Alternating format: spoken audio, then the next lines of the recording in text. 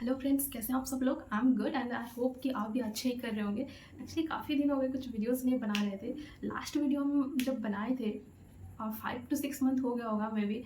Actually कुछ काम आ गए एंड कुछ एग्जाम्स भी आ गए, जिसकी वजह से हम इसको टाइम नहीं दे पाए। बट होता है ना कि अगर हम कुछ कर रहे होंगे एंड अगर हम उसको मिडिल में छोड़ देते हैं तो कुछ कमी सा फील होता है, कुछ अच्छा नहीं लगता है, राइट।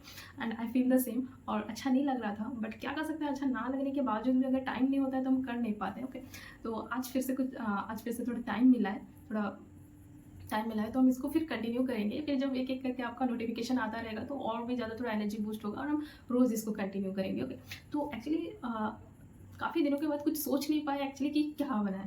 तो हम इंडियन ऑथर से स्टार्ट करेंगे, मैं सोच रही हूँ। और इसकी एक सीरीज़ बनाएंगे, रोज़ एक एक ऑथर के बारे में डिस्कस करेंगे। ओके, तो ओके, तो आज हम रविंद्रनाथ टैगोर के बारे में डिस्कस करेंगे। ओके, क्योंकि रविंद्रनाथ टैगोर को हम सब जानते हैं, अगर कुछ नहीं भी जानते हैं तब भी हम जानते हैं कि ये हमारे जो नेशनल एंथम है जन गण मन, इसको लिखे हैं, राइट। इतना हम सब भी जानते हैं, फ्रॉम नर्सरी टू, और एज नहीं है ऊपर के सब जानते हैं, मतलब नर्सरी बच्चा भी जानता है रविंद्रनाथ टैगोर को। Okay, so he was well known because he wrote our national anthem Jana Gana मन।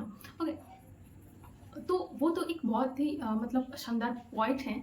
सेकेंडली वो एक फेमस म्यूज़िक कंपोज़र भी हैं, उन्होंने 200 से ज़्यादा गाने का म्यूज़िक कंपोज किया है। थर्डली वो एक बहुत ही सुंदर पेंटर भी हैं। ओके, उन्होंने 2300 से भी ज़्यादा उनकी आर्ट वर्क है। ओके, एक पेंटर भी हैं, स्टोरी टेलर हैं, उनकी स्टोरीज भी आप लोगों ने पढ़ा होगा, अपनी हाई स्कूल में पढ़ा होगा, 12th में भी हो सकता है पढ़ा होगा। उनकी बहुत ही एक फेमस स्टोरी है काबुली वाला, ये तो सब जानते हैं, राइट। तो वो एक स्टोरी टेलर भी है, एक सोशल रिफॉर्मर है, एक फ्रीडम फाइटर है। ओके, एक फ्रीडम फाइटर है, और क्या, वो music composer. And one more thing, during that time उन्होंने 34 से भी ज़्यादा कंट्री को ट्रैवल किए हैं। तो he was a high lover of travelling. Okay, उनकी ट्रैवलिंग का बहुत ही ज़्यादा शौक था, वो एक ट्रैवलर थे। ओके, तो हम एक एक करके देखते हैं उनकी। मैं जितने भी पॉइंट्स कलेक्ट की हूँ रविंद्रनाथ टैगोर के बारे में, आई होप कि आपके लिए एनफ होगा। ओके, और ज़्यादा आपको सर्च करने की ज़रूरत नहीं पड़ेगी। ओके, तो secondly he was the first one he was the first Asian or non-European to win the Nobel Prize in the year 1913। क्यों मिला था उनको? For literature. उनकी एक बहुत ही फेमस वर्क है गीतांजलि। ओके, उसी के लिए उनको 1913 में नोबेल प्राइज मिला था। ये जो गीतांजलि है, it was published in the year 1912। Initially it was written in Bengali. Okay, actually Gitanjali it was a collection of poem. It has 157 poems. Earlier in Bengali it has 157 poems. Later Rabindranath Tagore जब फिर इसको English में translate करते हैं तो वो 103 poem बस translate करते हैं एंड 1912 में पब्लिश करते हैं एंड 1913 में उनको नोबेल प्राइज मिलता है। Okay, and one more thing that एक गीतांजलि की जो इंट्रोडक्शन पार्ट है इसको W.B. Yeats ने लिखा है। Okay, and do remember another one most important point is that इसकी जो सबटाइटल है, ओके, गीतांजलि की जो सबटाइटल है that is song offering. Okay, song offerings. Okay, and one more point, Rabindranath Tagore की जो टाइटल है, उनकी जो सरनेम है that is Kushari. Okay, but he was so rich that during that time the people used to call him Thakur। Okay, उनकी surname तो कुशारी था, but he was so rich that people used to call him Thakur, but the Britishers they couldn't pronounce it। Okay, and they mispronounced it and used to call him as Tagore, and since then we called Rabindranath Tagore as Rabindranath Tagore।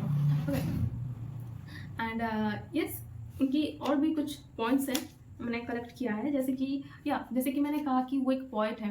जब हमें पता भी नहीं होता कि poem होता क्या है, कैसे लिखते हैं, during that time at the very early age उन्होंने बस 13 एज में अपना पोएम लिखना शुरू कर दिया था। उनकी बहुत ही एक फेमस पोएम है that is into that heaven of freedom my father let my country awake.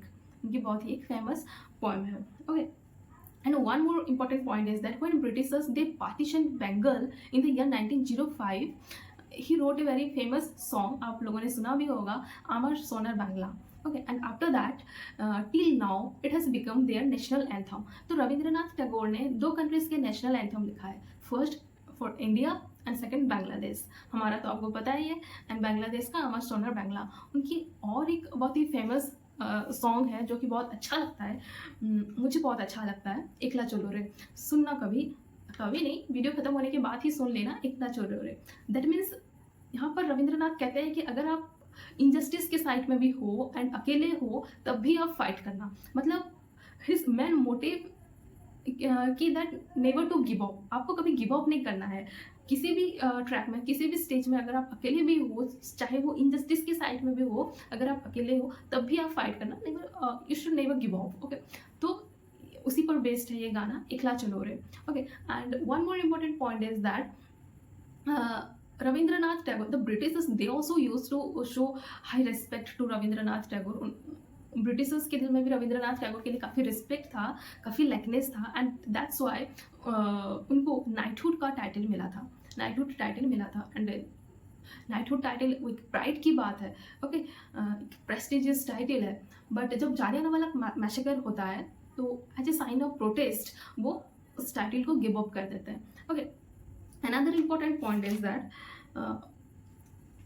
okay, and उनको ये जो नाइटहुड टाइटल है ये कब मिलता है? इन the year 1915। Okay, and yes, और उनकी कुछ नोवेल हैं, वो नोवेलिस्ट भी थे, बहुत सारे नोवेल्स भी लिखे हैं, जैसे कि घरे बारे, चोखर बाली, गोरा, उनकी बहुत ही फेमस है नोवेल है गोरा। ओके, उनकी और एक फेमस हुआ क्या बिनोदिनी, 1903 में आया था बिनोदिनी। ओके, जहाँ पर वो एक विडो की बात करते हैं, यंग विडो की बात करते हैं, and she was struggling for self actualisation and selfhood, जो कि उस टाइम के सोशल सिस्टम में नहीं था।